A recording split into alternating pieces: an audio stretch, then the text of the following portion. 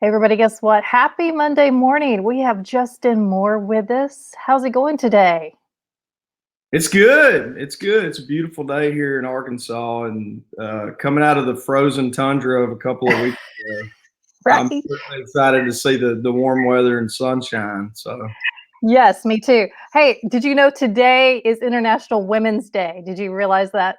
I did know that. I heard that on the radio this morning. I was listening to a local station, and they were talking about that. So I'm all about it. Having three daughters and a wife, Yeah, you better be. You have no choice, right? I have no choice at all.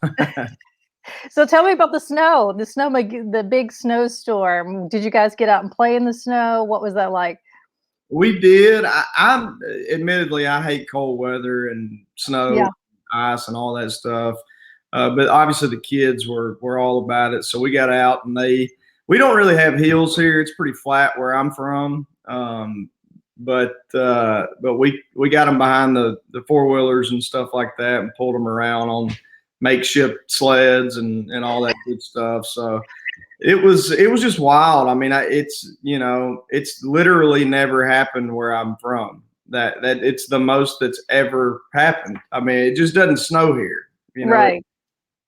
We may get every few years an inch or two, but I mean, I think we had 18 inches or something like that, and Oh so my goodness. I didn't know you guys had that yeah, much. Wow.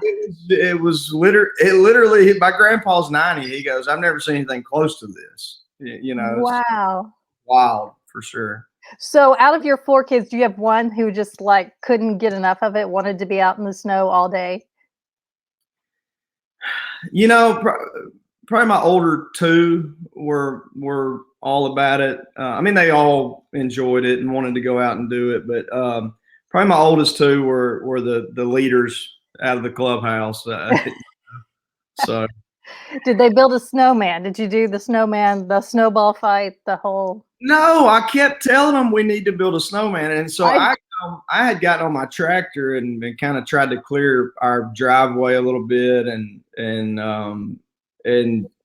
of where we walk in and out of the house, and because I was too lazy to actually shovel it. Uh, but I was rolling up these huge balls of snow with the bucket of my tractor, and I was like, "This would be perfect. Y'all didn't even have to Yeah. do as much work as you normally would." And they did all they wanted to do was sled. They didn't care anything about it and throw snowballs at each other. So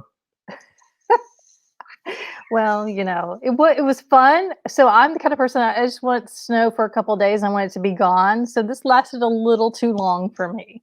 it was a little much, yeah. Yeah. Yeah. I mean, I was ready for that sun and the meltdown. I was so excited. Hey, I can't see. I don't know if you can see. I'm wearing my Justin Moore t-shirt today. This is from the Small Town USA tour. You Look did at a little stop in Huntsville, Alabama, I think, for that tour. You weren't here in Nashville. So I yeah. shout out to your merch people because this t-shirt has held up. So I love it. Well, that's good to know. That's a great endorsement for us. I'll have to capitalize on that. That's right. I'm not going to say who, but usually I take my kids to the concerts and they always want a T-shirt. This was a hand-me-down actually from my son who was in high school at the time, and not all of them, they're not cheap. Not all of them hold up after Right, a while. All you right. know. Yeah. Ours are built to last. Yes. So I'm letting people know if they come to your next concert, hopefully soon, Thank get a you. Thank T-shirt. you. It's going to last. I hope we can get. Let's talk about that. What has it been like for you to be off the road for the last, has it been a year now almost? I think we're a few days away from exactly a year. I mean, to have the opportunity to be at home with my wife and my kids when otherwise I would never have this opportunity to have this extended amount of time off. Right. We've certainly taken advantage of that, and that's been exciting and great for us as a family. But at the same time, our whole life rhythm has been interrupted, as is everyone's. Yeah. My kids don't know me not being on the road, and so it's been different. For even my wife and I trying to define roles that have been defined for forever. Yeah. and figure all those things out. But the other thing is, a lot of friends of mine who don't really quite understand what it is that I do for a living. I mean, they know, but not know. Right. And they're like, man, I bet you're loving all this time off. And I mean, yes, but it's not as though it's been the most relaxing of years off. If you had told me a year ago, you're still going to be able to pay your band, Right. their full salary. You're not going to have to make difficult decisions pertaining to that. People are not going to be sick all over the world and losing their lives and their spouses and their kids and or parents or whatever. Yeah.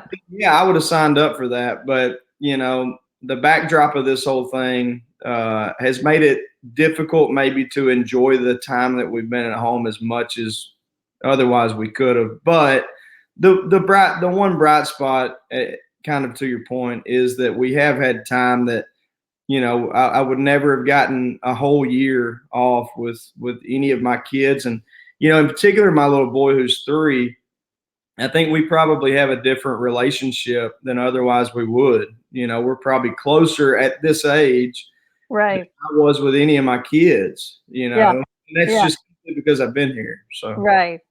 Have any of your kids say, "Hey, Dad, is it time for you to go now?"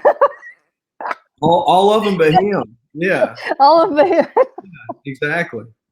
So you have new music coming out, a new album coming out in April, Straight Out of the Country. What was that like recording an album during the pandemic? Well, fortunately, we had it all recorded for the most part. Oh, okay. We had to get a few vocals, which we just did actually in my pool house. So it was not that bad, really. When we put Late Nights and Long Necks out, our previous album, we had probably 30, 40 songs that we were excited about. So, but obviously you can't put that many on an album. Right.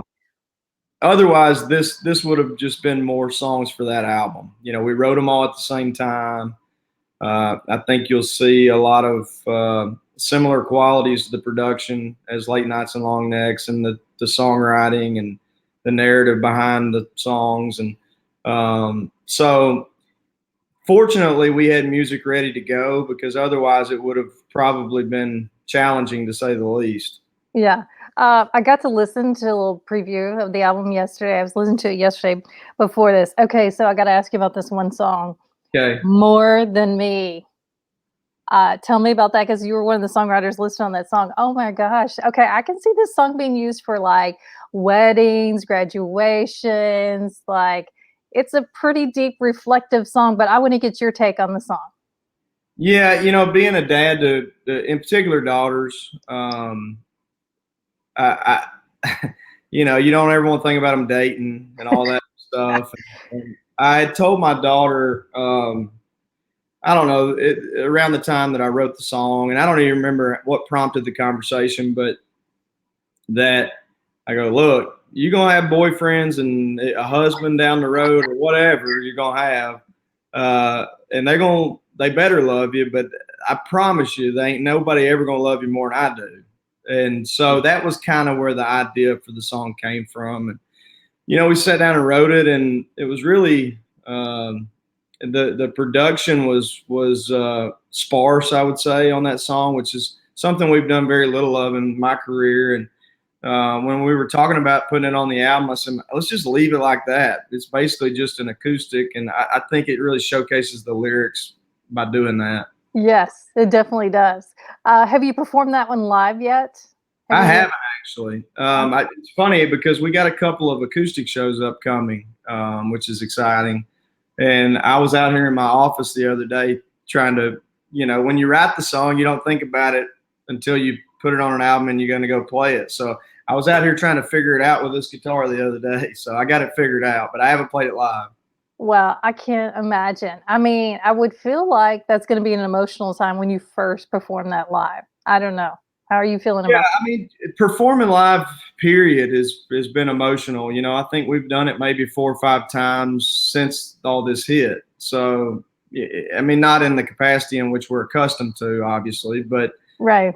getting on stage in any capacity throughout this whole thing has been really special. And, I thought that I had a really healthy appreciation for what it is we get to do for a living before all this. And that has been magnified by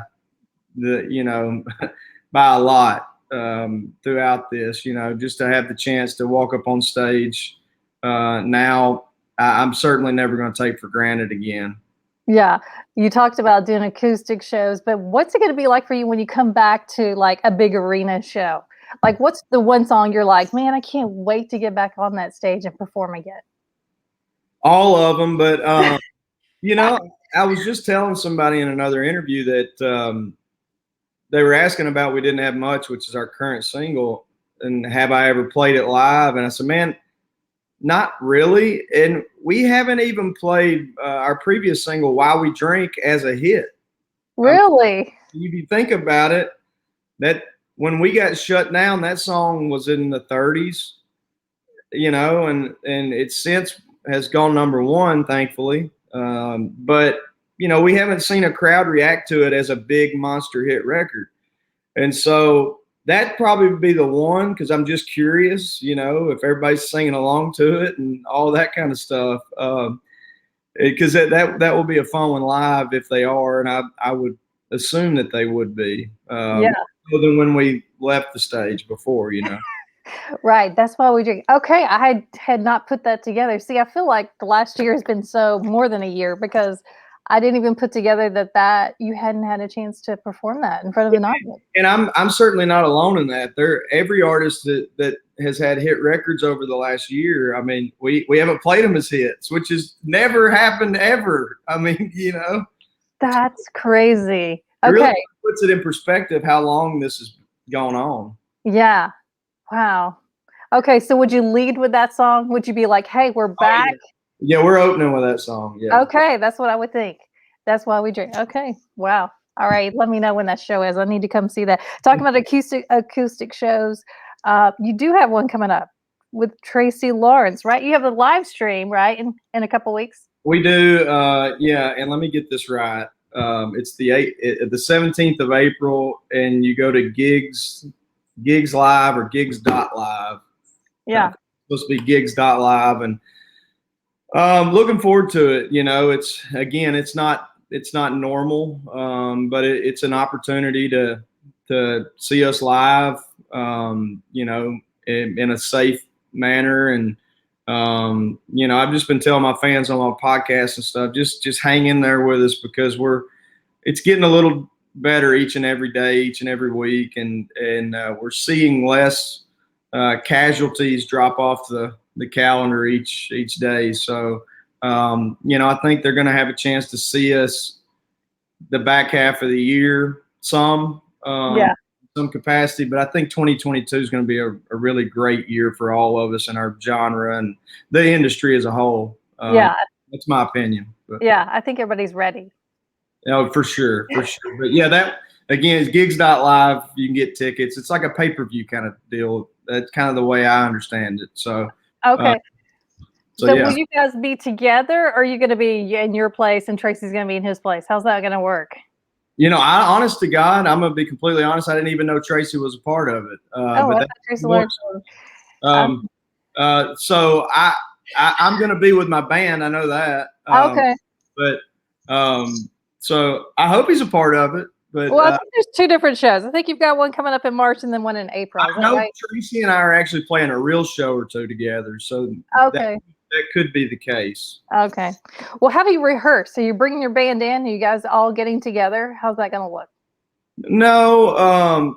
One of the cool things about this whole thing is when you haven't played in months and months and you get together and you play a show, which again, we've done 4 or 5 maybe, but you think, man, we're going to be rusty. This is going to be awful. I don't even know if I remember how to do this.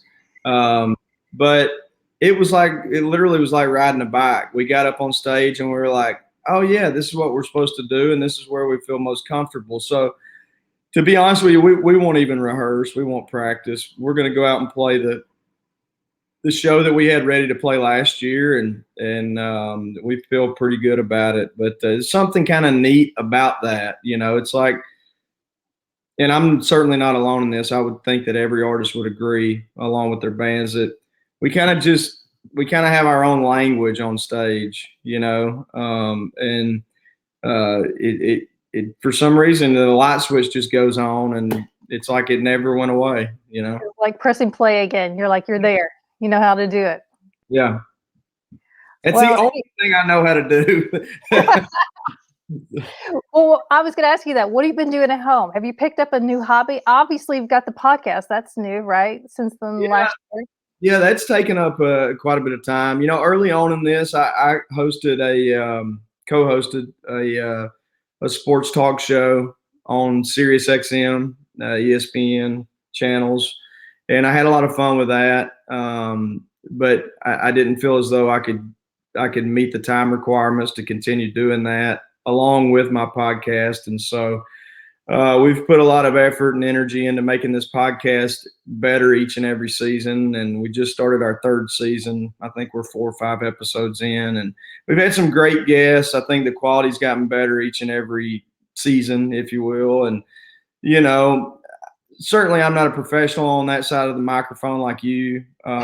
But we don't try to interview people. We just try to have a cool conversation, and really just trying to give folks a behind the scenes glimpse at us having conversations with our buddies that we would have backstage on the bus or whatever. And so it's been a lot of fun. We've had a lot of artists on, new and legend artists, and artists like myself and whatever the hell we are. And so it's been a lot of fun. I really enjoy it. We're used to catching up with each other on the road, but it's, a day, and it's 5 minutes, how you doing? And you don't really listen to the answers. And I found out really early on, if you're doing a long form conversation with somebody and recording it and playing it for people, if you don't listen to the answers, you're going to look like an idiot. So I think it's helped me do this side of interviews, learning the other side as well, So Yeah. it's fun. I've enjoyed it. Yeah, you've had a lot of interesting guests. I was looking through that. Have you had a favorite so far, or learned something really interesting about one of your friends you didn't know? Honestly, so many fun people we've had on. I think my favorite, and this is not a knock against any of my other friends who have come on, but I think Tracy Lawrence was my favorite. He had some really great stories in the days where he was out with like George Jones and early in his career, and some really cool insight. I didn't know that for a while now he's managed himself, and just all these really neat. He's just such a pro, and I've been such a fan of his for forever. Just that was the time where I really learned to love country music when he first came out. But then you add on top of it, he was from Arkansas. It even magnified it, for me, an Arkansas guy. And he was probably my favorite if I had to pick one, but everybody's been great. It's funny you say that, because that's one of the last ones I listened to. I had totally forgotten about when he told me he got shot in downtown Nashville. That whole story was fascinating. And I didn't know if he would want to talk about that, but I asked him about it because he and I had that conversation on the road together, and I didn't even know that. And I just think he's a super interesting guy. He's so articulate. He's just a pro's pro, and I really look up to him, and really proud to call him a good friend now. Yeah, he's so laid back and yet so insightful. I mean, just listening to his conversation with you. I tell you what, when we were on tour together this past year before we got shut down, we were out on the Late Nights and Long Necks tour. I mean, I was like a kid in a candy store, but we did like a Q&A before the shows together, and there would be 50 fans or whatever. And he just has this like country swag, debonair thing about it. You just walk by, you're like, look at him. He just looks like a star. There he goes. He's awesome. He's awesome. Wow. Well, it's been great to catch up with you. I'm glad everything's going well. You're still hanging in there. Did I hear on one of your podcasts that you've been doing some cooking at home? Are you cooking? I've always cooked. I love to cook. I do primarily I do most of the cooking here. My wife's a good cook, but I really enjoy it. It's another outlet for my creativity, I think. Especially when you take the main one away. I've probably done more of it. I need to start cooking a little better because we're getting closer and closer to having to wear blue jeans 3 sizes too small again on stage. So I've eaten more chicken fried steaks over this past year than I probably should have, but I got to snap out of it and get back to eating healthy, cooking Yeah. healthy. Yeah, you got reel it back in now that you're getting ready to go out on the road, right? Exactly. That's so funny. I had no idea. I didn't even think that you like to cook. So that's something I learned. I love to cook, and I mean, my daughters love it. It's something we do together. I mean, 90% of the time our TVs are on the Food Network, and yeah, we enjoy it. It's something that we all kind of enjoy, and so yeah. I think you should do one of your podcasts while you're cooking. I think we need to see that. Justin will cook. We could do that. We could do that. As far as cooking goes, I was actually supposed to be on a show on the Food Network called Chopped. It's a competition cooking show, and they couldn't pull together enough contestants. But yeah, that's how much I love to cook. I was willing to go on TV and maybe get my butt kicked, but. I would love to see that. Okay, well, you keep me updated. Let me know if you end up on the show Chopped. That'd be awesome. All right, so hopefully we'll get to see you out on the road this year. I can't wait. I can't wait for any live music. I'm just ready. I'm ready to sit in front and hear live music. Hey, I'm with you. I'm absolutely with you. But thank you again for your time and continued support. And it was great catching up with you. And hopefully, like you said, it'll be in person at a venue soon.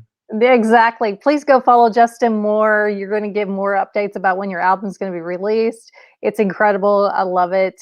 And hey, don't forget the t-shirts while you're there. There you go. All right. Bye, everybody.